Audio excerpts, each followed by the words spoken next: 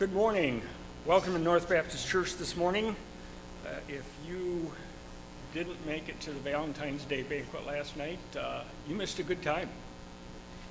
We had a not-so-newlywed game played, where some of the husbands and wives in the congregation from a pretty good age spectrum were asked some questions. And it was interesting to see the answers. Sometimes they got them all right, and sometimes most of them missed them. But it was entertaining. The food was good. The youth did a very good job. So you young people that were there last night, and those of you out in the congregation, you did a very good job of putting on that banquet. Thank you very much. My wife and I really enjoyed it. This morning, we're going to open by singing two hymns. First, number 532, and then we're going to transition into number 80 and sing that. So if you would, please stand with me as we sing.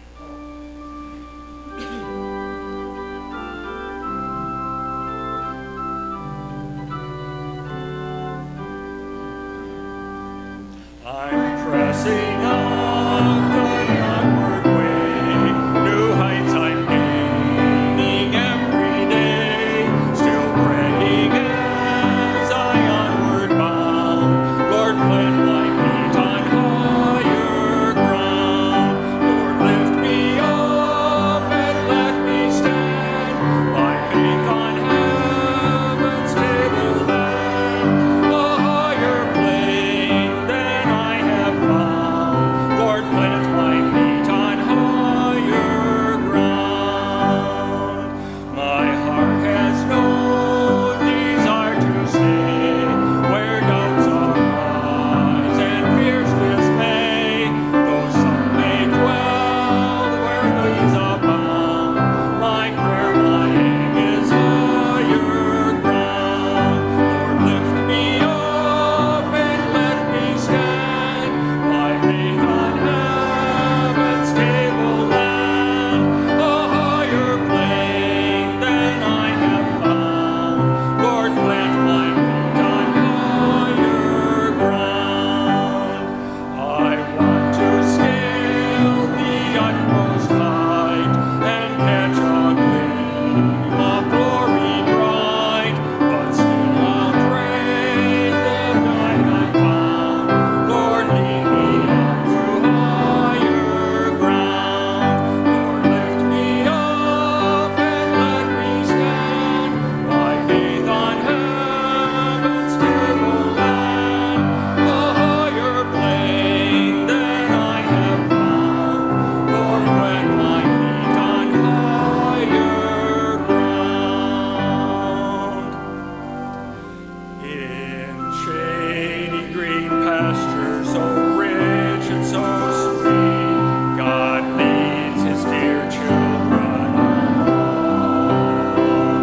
Where the waters cool for maze all weary ones plead, God leads his dear children along. Some through the waters, some through the flood, some through the fire, but all through the blood. Some through great sorrow, but God gives a song in the night season and all the day long. Thank you. Please remain standing for prayer. Good morning once again, and welcome to North Baptist Church. At this time, let's go to the Lord in prayer. Dear Heavenly Father, thank you for this day that you bless us with. We thank you for this church and the freedom that we have to come here and worship you. I pray that you'd be with the service, that you'd give Pastor the words to say, that we would all have open hearts for whatever it is you have for us. Pray that you'd be with us all, Lord. Any of those who aren't here, that you keep them safe where they may be. Please help everything done here to be honoring and glorifying to you. In your name we pray. Amen. You may be seated.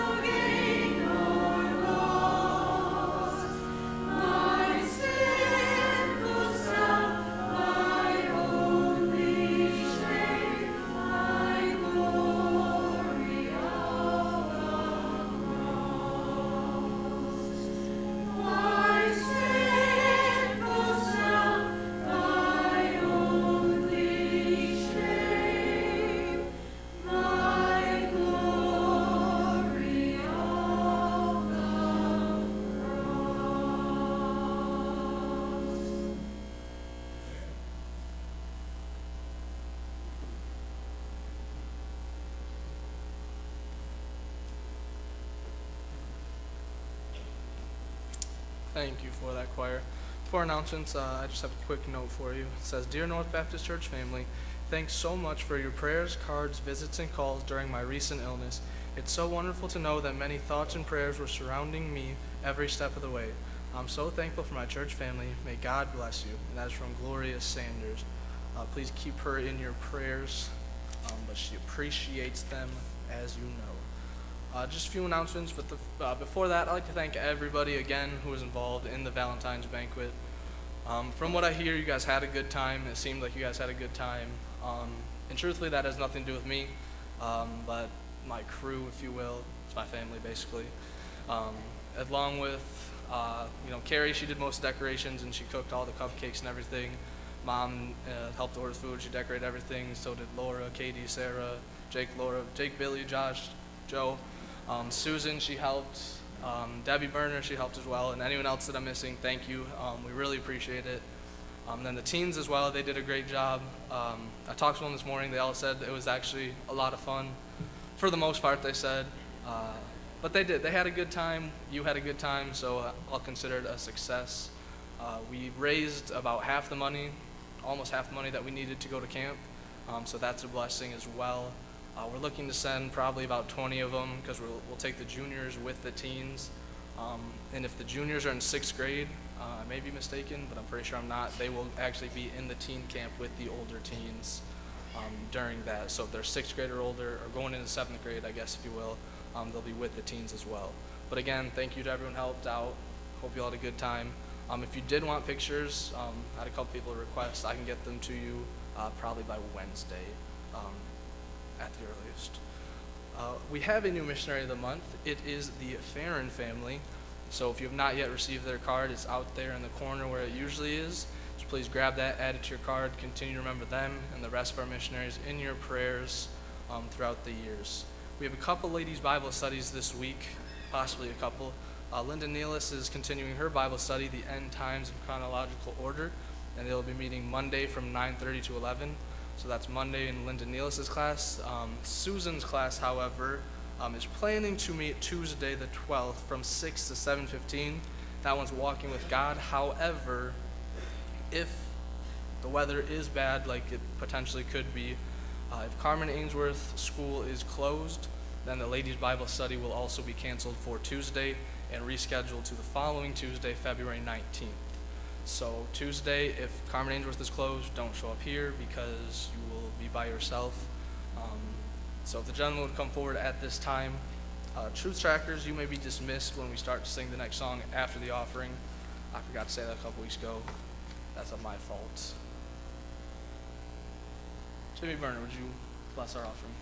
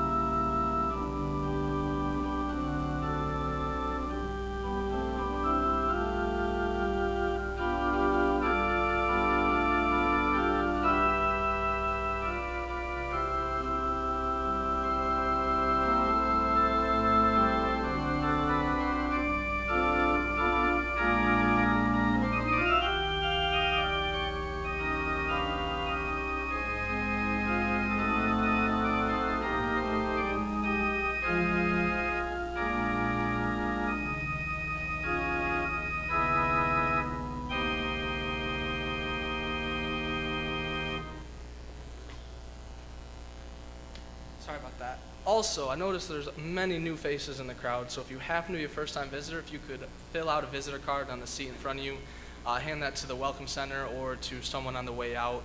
We would greatly appreciate that. Thank you. Dick, sorry. Okay, we're going to sing Rescue the Perishing as our next hymn, so if you would please stand with me as we sing verses 1, 3, and 4.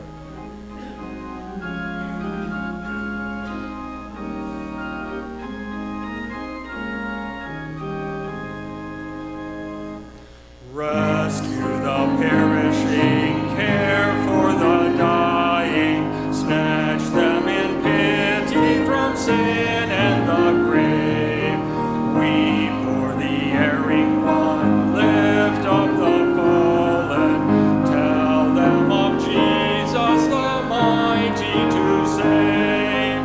Rescue the perishing, care for the dying, Jesus is merciful, Jesus will save.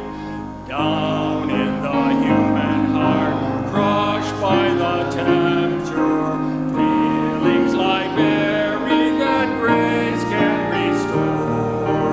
Touched by a loving heart, wakened by kindness, chords that are broken will vibrate once more. Rescue the perishing, care for the dying, Jesus is merciful, Jesus will save. Rescue the perishing, duty demands it, strength for thy labor the Lord will provide. Back to the narrow way, patiently win them, tell the poor wanderer a Savior has died.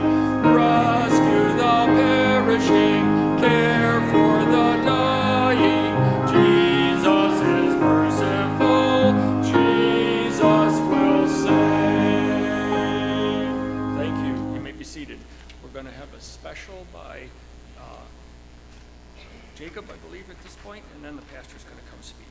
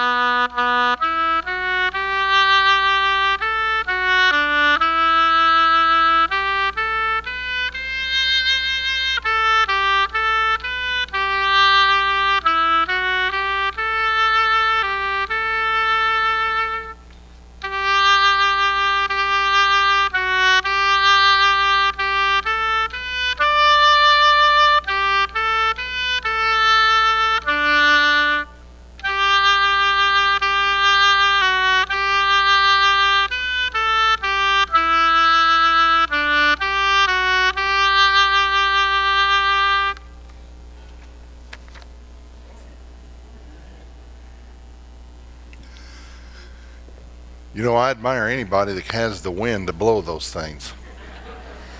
I tell you, you guys notice anything different up here on the pulpit? How many of you did not notice this difference? Well, 1, 2, 3, 4, 5. Okay, we're going to meet with you after church today. No. I certainly thank the Lord for Brother Jack Culver. Where are you? Yeah, there he is, Jack, over there. Jack did this. We changed up the top here. That piece that was up here, it didn't allow me to have enough notes so I could preach longer if I wanted to. Don't worry, I'm just kidding, all right? But I think both Dick and I liked this a little bit. You liked it a little better, didn't you, Dick? Good deal. That's important. Listen, we have some of you out here as first-time visitors, and we thank you for coming. I hope you'll fill out that visitor's card and drop it off either as you go out the door there or at the Welcome Center. We have $100 for you. Now that gets a response. Of course, you don't believe that, do you? No. It's like last night, people looked at me when I was telling the story of how Susan and I met. In fact, where is Susan? She probably already went home, didn't she? All right, well, she's heard it before. And I was telling, and everybody looking at me like it wasn't the truth. So then I told them the true story. We did have a good time. You missed a good time if you weren't there. There she is. She did. You decided to stay for church, didn't you, dear? Okay, good deal. We had a good trip to that pastor's conference. Many were asking about how the driving was. It was a little slow going, but it was good coming back other than the cold. But it was a good conference. I've got 3 names that we're going to start with as we look for an associate music man. I interviewed one. He has sent me his resume and references and testimony, and I'm going to be sharing that with the deacons at the deacons meeting this Tuesday. And we're going to get started on the process. And I have others that I want to reach out to. Please be praying, would you? Please be praying about that. We want it in God's time and God's man. Sometimes it's easy to get a little bit hasty and try to get quick on the draw. God's time, he'll provide and do what's right. But I appreciate those, our musicians, that give of their time to work and practice, those that give specials. And of course, Dick, here in this position. It's not an easy position, you know. Look what he's got to look at, see, as he's up here.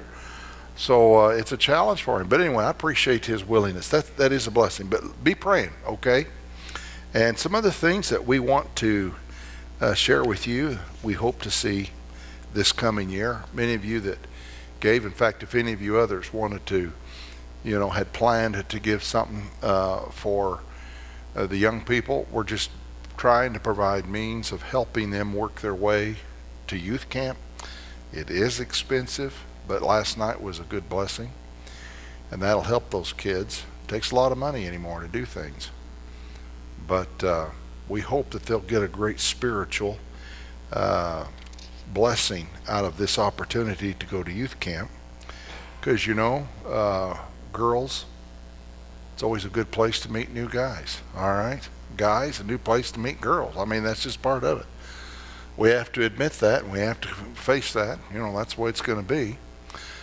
I remember when Jenny, my daughter, she was my oldest, she said, she's coming up 16, and she's in high school. She may have been a little older. Anyway, she said that this young boy at the school there was going to ask her out, and I said, well, he's not.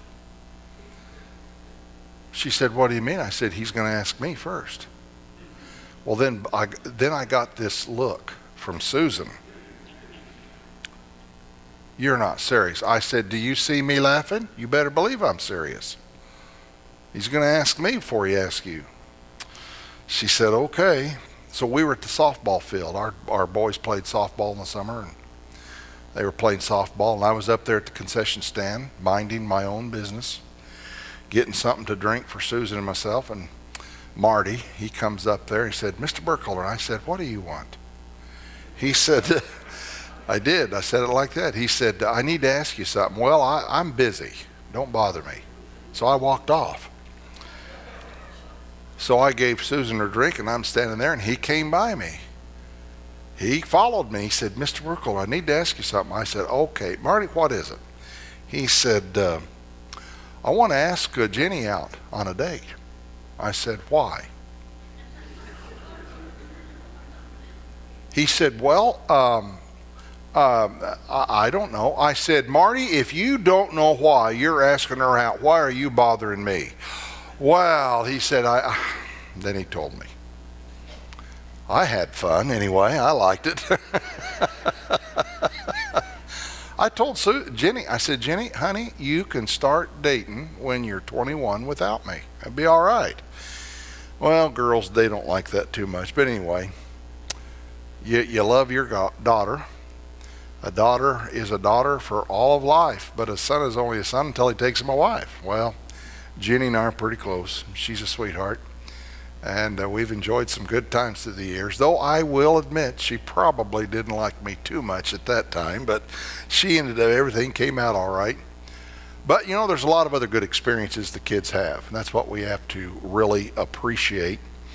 And, you know, that's one reason why I want us to continue to strive to build and have a healthy church and ministry here, because a good, healthy Christian life, a good, healthy Christian ministry is about making an impact for Jesus Christ, honoring Christ with my life. And that's what you want to do, don't you? But here's the problem. The problem is that sometimes we get discouraged and we feel like that at times we're just not, we wonder if we're just cumbering the ground. We wonder why we're here. We're trying to be in the will of God, and then of course things happen. Has something ever happened to you? You felt at the time you were doing what you felt like God would have you do, living for Him, okay? But then everything starts going wrong. And then do you start questioning? You thought, well, oh, maybe this isn't right. Maybe I'm doing wrong. Maybe what's happening? And so, of course, when that happens, confusion sets in. But let me ask you this, though. Despite all that, would you like to really make an impact for Christ? Would you really like to have a good, Christ-like, positive impact on others around you? Would you? When you sit here in this audience, do you want to be able to impact somebody around you for good? Right? When you're out at the grocery store, when you're out shopping, if you shop, if you're smart like me, you won't go out to the malls and shop. But if you do, or if you're out doing business, talking to your neighbor, walking your dog, walking your cat, walking your prairie dog, whatever you have, I mean, and you meet people, you want to make an impact for Christ, right? Now, for the most part, that's okay. For the most part, you're okay because they're okay. You have a friendly exchange. You're doing okay. No problem. But how about when you meet somebody like this friend of ours? Her mother was headed home. She lives down in South Carolina. Her mother was headed home. Someone runs a red light and wham, runs right into her. She's okay, a little shaken up, a little bruised, but she's okay. And that person gets out of their car and they're ready to tear your head off. Now, how do you feel about making an impact for Christ? Do you still feel the same way? No, I think your attitude would change and you thought, I'm not going to talk to them about the Lord. They're ugly and mean to me. Why should I be nice to them? Right? So sometimes the context of certain things changes our mood, changes our attitude and the way we look at things. But the basic question, would you like to be able to make an impact on others for Christ's sake, for His honor and glory? Yes or no? It's a simple question. You don't have to answer out loud, but it's a simple question. It's a yes or no question. Do you or don't you? Now, if you do, then let's ask this question. Let's ask a comparative question. Are you making the impact for Christ as you should compared to what you could be doing? Oh, now that changes things a little bit. That raises the level here. See, you might think you're all right, but are you doing what you should compared to what you could be doing? But again, there's all these other variables that enter into it. There's all these other things. You know, life has stuff that happens. See? Now, we've been talking about the right kind of disposition that we need if we want a good, healthy church. But also, if you want a good, healthy Christian life. Do you? And we've learned that it takes right praying.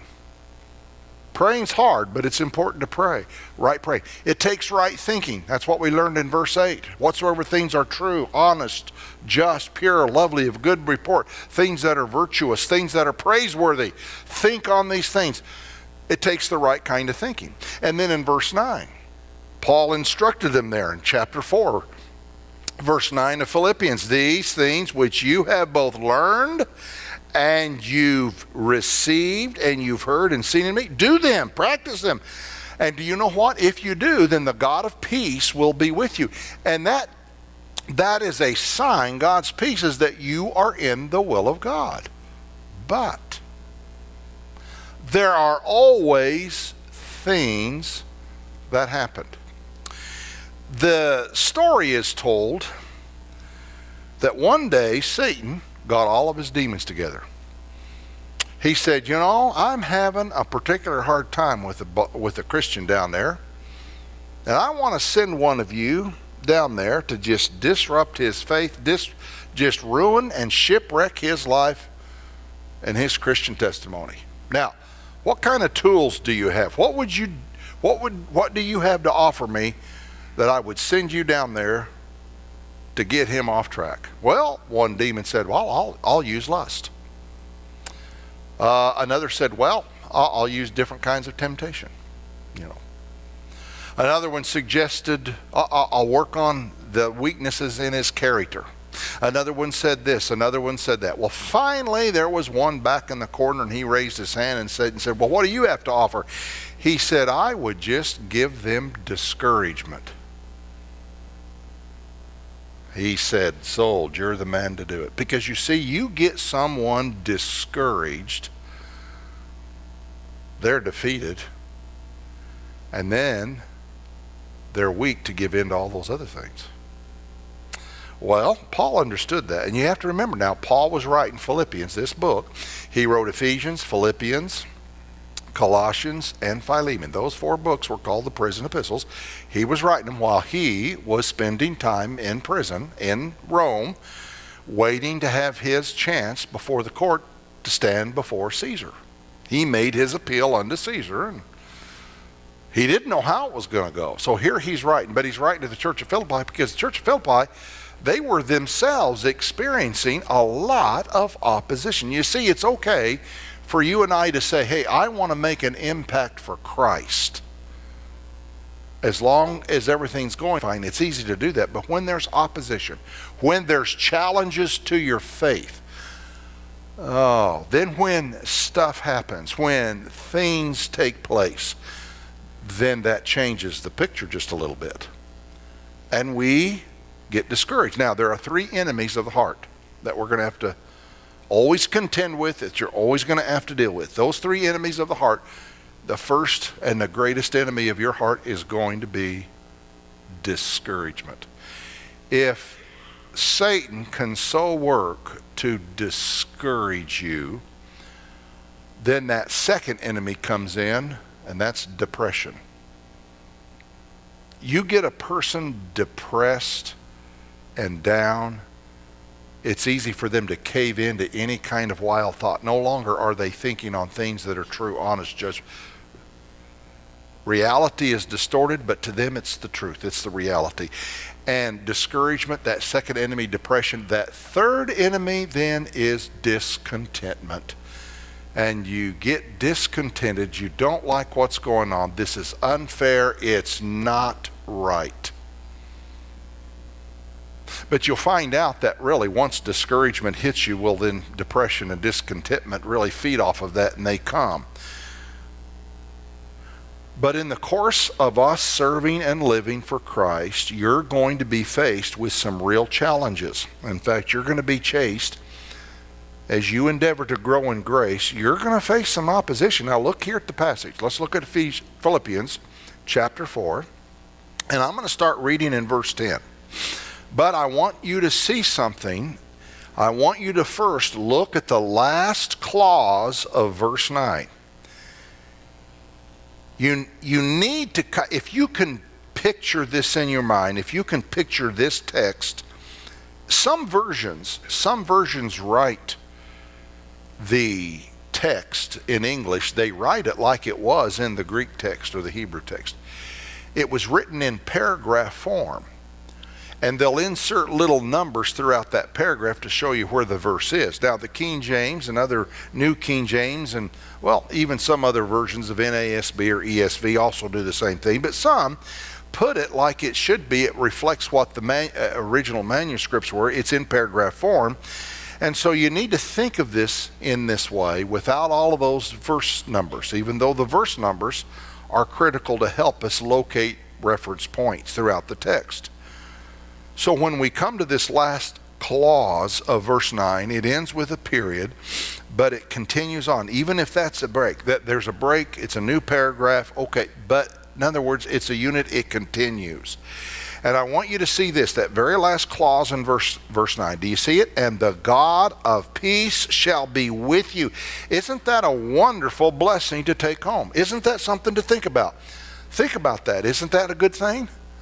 And the peace of God shall be with you.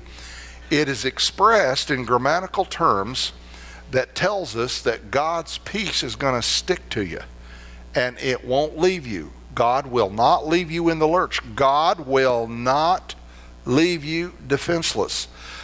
God is not going to up and just abandon you. You are in the will of God.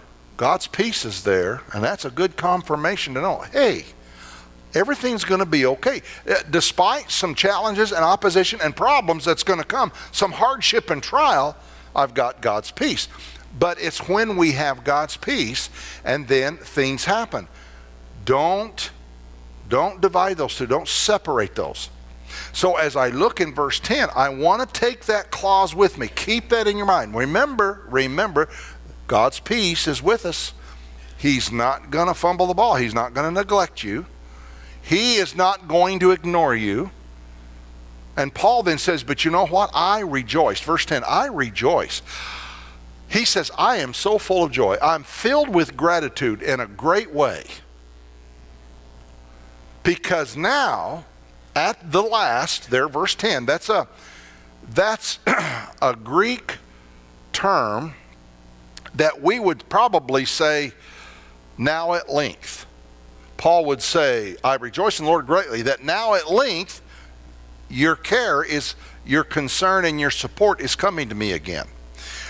Or, as they say here, at the last. It's a mark of culmination. That contrary, despite what's happened, despite what you believers have had to face, and they had to face some struggles within their assembly. They had to face some division within their group of believers. They had to face opposition from some that were contrary. They had to face a lot of hardship and trial from the community without that did not share nor appreciate their Christian faith and their stand for the gospel. So, Paul understood that, but he said, despite that, you know what? You guys came through. That at last here, your care of me has flourished. It's revived. It's thriving. But it is expressed in such a way that what Paul is saying, he says, you know what? I know that you always cared. It never died. But he says you just lacked the opportunity to be able to show it. That's what he says there, verse 10. It's flourishing again. It's thriving again. But wherein you also, though you were still careful. In other words, he recognizes you still were concerned. You did not give up caring. But you just faced some closed doors. You lacked opportunity. Now, tie verse 10, go down to verse 14. Now, notice verse 14. Notwithstanding. Now, that's a phrase like we would say, nevertheless. In other words, it's a term that means despite anything to the contrary. Despite the fact that you guys have been hindered. Or despite the fact that God just seemed to close the door to opportunity, in spite of all that, You guys have done well. You did communicate with my affliction. Actually, that word communicate means you guys still insisted on becoming a partner together with me. You were willing to still share in my trouble. Now that says something for a group of people that really wanted to make impact. Paul's saying, you know, you guys really impacted my life. They had such an effect on Paul, it impacted his ministry.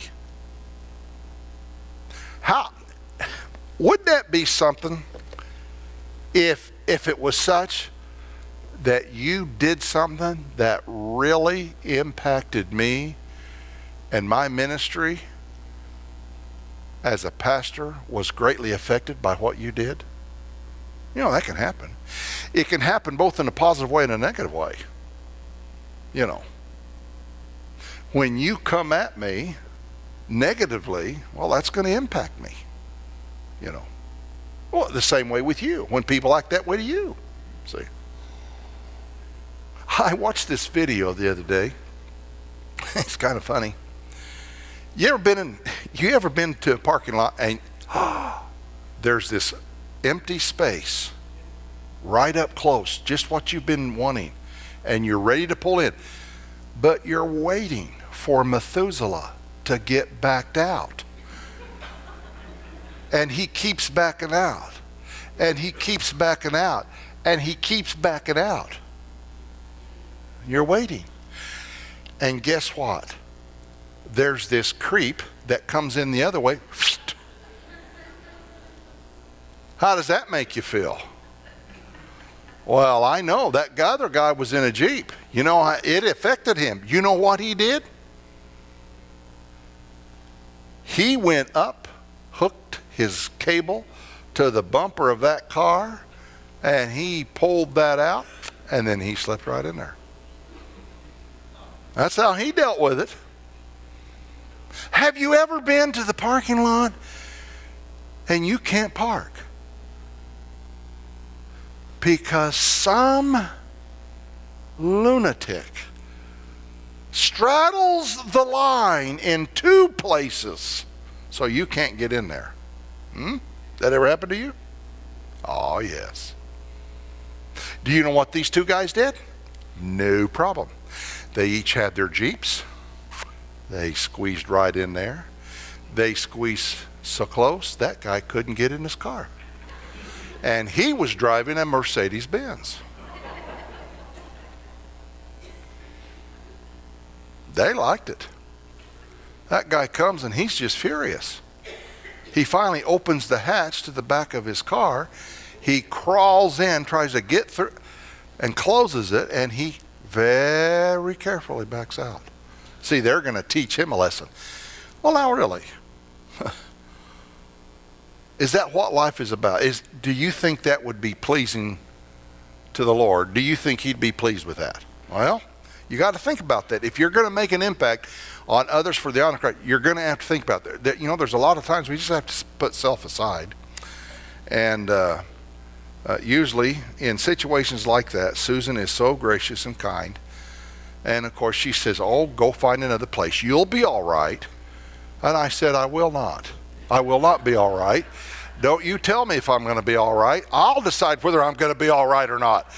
Oh, everything just descends and degenerates from there, you know. That's the way it is. You see, we all this stuff that happens. Well, this was happening to Paul, and he was writing that in spite of that to people who were facing the same kind of challenges to their testimony and to their life. And he said, you know what? You guys did well. You guys came through because in spite of your trouble, you stopped thinking long enough of yourself. You stopped being so self-absorbed with your problems, and you came through and you wanted to share in my troubles and in my affliction. Look at verse 15. Now ye Philippians know also that in the beginning of the gospel, when I departed from Macedonia, no church No church was willing to distribute and partake and be a sharer. No one wanted to join themselves as a partner with me in my troubles and see to my necessities. But you guys only did. Boy, that's quite a testimony. And for them to do that, in light of their trouble, in light of the problem that they were facing, I think that speaks well, don't you? But keep in mind, do not lose that clause of verse 9, because God's peace is that sign that, okay, we're in the will of God in spite of the opposition and the opposing forces. And you know what this ought to teach us? Look at verse 11. Not that I speak in respect of want. In other words, Paul said, I'm not speaking in any way in regard to begging or being in need. He says, no. He says, there are a lot of things I do like right now. But he says, I've learned that in whatever state I am, therewith to be content. Basically, he said, I'm telling you what. You know what? God is taking me through a process, and he's teaching me. I'm in the process of learning how I can be content. Now, I like that. I like that coming from somebody with the stature that Paul has. And that makes me happy. That lifts my spirits, because then I know that I'm not the only one that has to struggle, but if Paul can do it and get victory, so can I. He says, no, I'm not. He said, verse 12, I know both how to be abased, I know how to abound. I know how to experience some very humbling, humiliating situations. Oh, I know how to be on top, riding high in prosperity. He says, everywhere and in all things. In other words, wherever I'm at, whatever circumstance, whatever the situation or event that's happening, whatever all the things that are thrown at me, I'm instructed. God is disciplining me. Both how to be full and how to be hungry. How to abound and how to suffer need. Now listen, I want to tell you this. Please understand this, that just because, even if you feel you're in the will of God and you're facing some hardship, you're facing humiliating circumstances, you're having to do without, you're on that hungry side, you're on the side where the refrigerator is pretty bare. The cupboards aren't filled. The freezer's pretty empty. Our freezer was always full. I can't tell you how many daily newspapers and jugs of water we stuck in our freezer so it wouldn't overwork itself. But our freezer was full. Did we have, oh yeah, there's times times pickings was slim. Remember when we moved, Susan, to North Carolina, took on that church? No work, no job. We had $45. We bought what we could. I'm telling you, pinto beans go a long way, and they're good. If you just do it right, a lot of ways. There's a lot of ways you can fix pinto beans, you know. You know, peas, canned peas, I'll eat those. Susan can have the green beans, no problem. But sometimes you have to do things that you don't normally. Okay, maybe you're like that. If you're in that situation, and I think about Cheryl, because I identify with Cheryl. Susan, you remember, we were at the point of losing our house, and so I pray for, please continue to uphold Cheryl in prayer and her selling of her house. Would you do that? That we can impact her today. We can be an effective help to her by lifting her up and her need in prayer. Especially at a time when it's coming around when Randy's gone. But, boy, isn't it wonderful to know he's with the Lord. But let's impact her. And I think about that because I think at the time when we had to face that and our house was going into foreclosure, there's nothing more humiliating. And it began to make me question, and it made me wonder, well, I must have done something wrong. Folks, listen. Lack is not necessarily a sign of God's disfavor. Remember that. Nor does plenty and prosperity a sign of his approval. Did you get that? You want me to repeat it? Listen carefully. Lack, hardship, humiliation, being hungry, suffering need, being abased, being humbled. That's not necessarily a sign of God's disfavor. Well, it could be, because there's other things you have to check out in your own life. But just because you have plenty, just because the freezer's full, just because the cupboards are full, just because you've got ample money in savings besides your checking account, and your investments are doing great, and hey, let the washer break, no problem, I've got the money to do it. Just because you're in a time of great prosperity and blessings does not always translate to God's approval.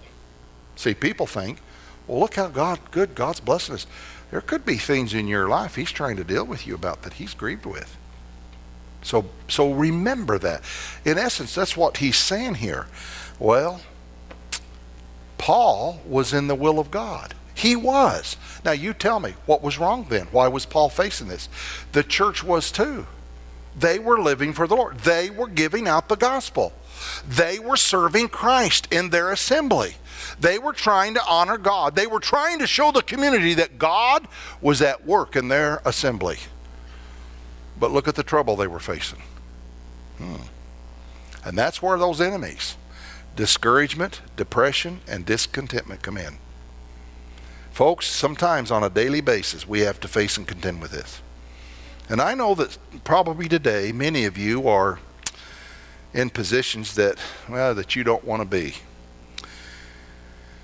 Some of you are facing something maybe you're just not comfortable with. Well, it's new to you. If you feel exposed, you feel vulnerable, you just don't know what to think. But how you choose to handle this is going to be very critical. Now, there were these challenges, but despite the hardship and the trials that these believers faced, they did not allow that to interfere with communicating the gospel and their care. I'm convinced of this, folks. After this July, Susan and I will have been married 41 years. Isn't that great? We've been in the ministry together for 41 years. Susan spent time in ministry before we met. She was kind of a lost child until I came along, but she was involved in children's ministry. She was involved in a camp ministry in the summer. I was involved in as an assistant at a church for a while before we met. So for 41 plus years in the ministry, I'm convinced of this, that a strong, healthy church, a strong, healthy Christian life, and I hope you're ready, because this is almost somewhat of an introduction to what we're going to be talking about in the weeks ahead. But I'm convinced of this, that a strong, healthy church is going to be a church that still genuinely cares for others, that Christ is paramount in its worship, and that church gives, that they're a giving church, and that missions is high on the list. Verse 19, but my God shall supply all your need according to his riches and glory. I have seen it, and I'm convinced that a church that will give to missions can rest assured that God will supply its need. Don't ever forget that. Don't ever forget that if you're just wanting to be chintzy with your offering, remember, let God challenge you. Let me challenge you. Give that little extra so that we can do more for missions. I'm telling you, it works. But despite not having an open door or opportunity to always actively communicate to Paul, they did not ever let that stop them from seeking the right moment to do it. Sometimes we feel frustrated. And sometimes for reasons we don't know. And I want to say this to you, and I want to say this to our missions committee. Sometimes we'd like to do more for our missionaries. Please don't think it ill of God. Don't question or start arguing with God that for whatever reasons, God just sometimes hampers us from helping missionaries like we would like. He doesn't tell us why. I don't know. That's God's prerogative. Other times, We can open the doors and go. Other times, God may prevent us from doing that. We don't know what he might be doing and how he wants to answer those prayers for that missionary. I'm just telling you that don't be discouraged. Don't let that discourage you. Don't be upset with God when things just seem to really frustrate you. And you might be feeling right now that you're out of the will of the Lord because things are going wrong. Well, but for a while, that's what I thought. That's what I struggled with. Here I was a pastor of a church, and I was struggling with that. And then I look back, and I can see, I can see now, God, you dealt well with me. You were shooting square with me. You were doing what you needed to do because you were bringing my life under your control, and you were helping me to learn to trust you more because I wasn't trusting you like I should have. I was trusting in my ability how I could control the situation. God wanted me to know he's in control. So I look back and I said, it was good that I suffered those afflictions because I learned what I never knew before. It's an amazing thing. Oh, there's other things in this text we have to bring, but I want to close with this, okay? Look at verse 13. Isn't this a wonderful verse? I can do all things through Christ, who is the one that strengthens me to do it.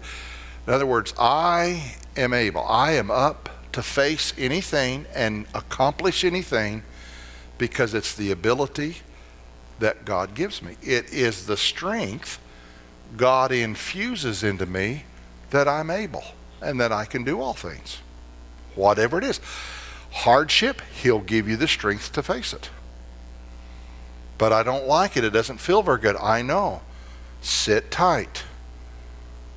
Be patient. Let God finish. Don't be quick to judging. David said, I waited patiently for the Lord, and he inclined unto me and heard my cry. He brought me up also out of a horrible pit, out of the miry clay, and set my feet upon a rock, and he established my goings. But during that process, I just had to sit and be patient and wait for God to work it out in his time. It's a wonderful verse, isn't it? Okay. Would you like to know the Old Testament counterpart to Philippians 4:13? We've got just a few minutes. Go to the book of Joshua, chapter 1. You'll like this. You need to see it. Go to the book of Joshua, chapter 1. Oh, this is good. I got this years ago. In fact, within this next year sometime, we're going to be taking another journey on Sunday mornings, and we're going to take a walk through the journey with Joshua on possessing the life of full blessing. I think you'll like it, but I want you to look at this. The Israelites, God's people, were faced with an overwhelming objective in front of them, with the enemy facing them. And he's instructing them, and he says here in the book of Joshua, chapter 1, are you there? He says in verse 5, he says, listen, he says, just like I was with Moses, I'm going to be with you. There shall not any man be able to stand before thee all the days of your life. Just the way I worked through Moses, I'm going to be here for you. Look at this, verse 5. I will not fail thee, nor forsake thee. Be strong and of a good courage. Because I'm telling you, he's telling this to Joshua. He said, Joshua, I'm going to be there for you. Because my objective is you're going to settle this land and possess it and divide it out. And I'm going to be with you clear to the end. Only, verse 7, Josh, be strong and be courageous. And that you will observe to do according to all my word that I gave to Moses and I'm extending to you. Don't turn from it to the right hand or the left, so that you may prosper whither you go. This book of the law shall not depart out of thy mouth, but thou shalt meditate therein day and night, that thou mayest observe to do according to all that is written therein. For then thou shalt make thy way prosperous, and then thou shalt have good success. Now here, verse 9. Verse 9, here's Philippians 4:13 counterpart. Have not I commanded thee? Be strong and of a good courage. Don't be afraid. Don't be frightened. Don't let this this land and these enemies, don't let them terrify you. Don't tremble.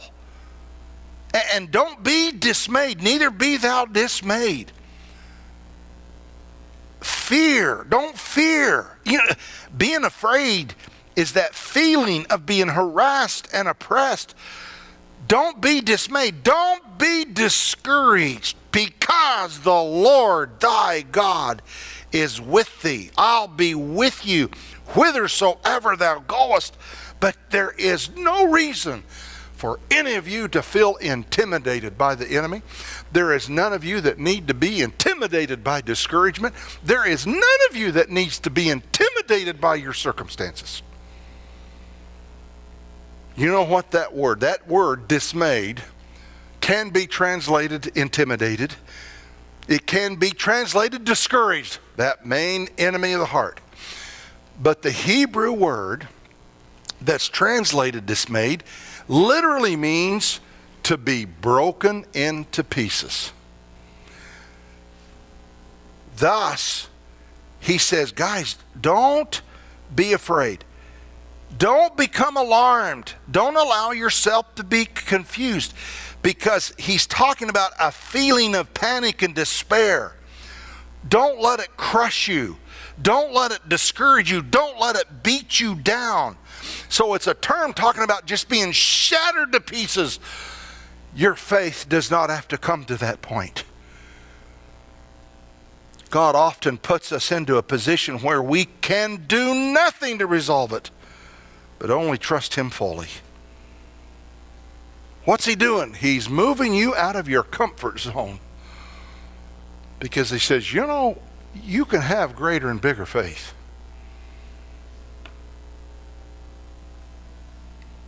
Discouragement doesn't have to beat you down, because I'm going to be there with you every step of the way. And that's confirmed later in the book of Hebrews. He says again, I am never going to leave you. I am never going to forsake you. I am not going to abandon you. I'm not going to cut things short and desert you and leave you high and dry right in the thick of the problem. I'm not going to do that. I don't do that. God doesn't do that. I'm going to be here. I'm not going to fumble the ball. I'm not confused. I'm not just doing things because all of a sudden at the last minute I had to come up with plan B or plan C. No, I've got it under control, and I want you to know this. At no point will I ever withhold my love from you. That's what he's saying here. That's why I can be strong to face what God throws. It's not pleasant for the moment. But if you let go and just let God have his way and work, someday you'll be on the other side and you say, you know what? It was good that I was afflicted. I learned his statutes. Would you stand with me with your heads bowed and eyes closed? I do not know what any one of you may be facing today.